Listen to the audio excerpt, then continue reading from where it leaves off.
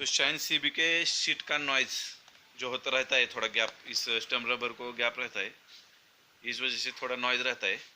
तो इसको फेविक्विक से रबर दो लगा देने की, फेविक्विक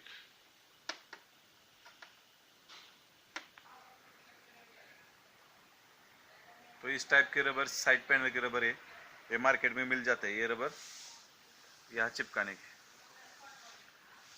यहाँ लगा देने के, तो सीट का जो नॉइज रहता है, गैप खट खट खट खट ऐसा नॉइज रहता है, वो एंड हो जाता है।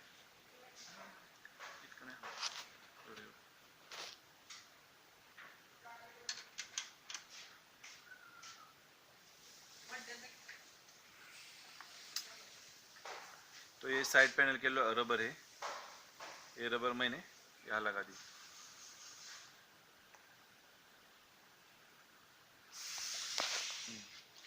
तो शाइन सीबी के सीट का नॉइज, इस प्रोसेस से आप सीट को रबर लगाओगे तो पूरी तरह खत्म हो जाएगा।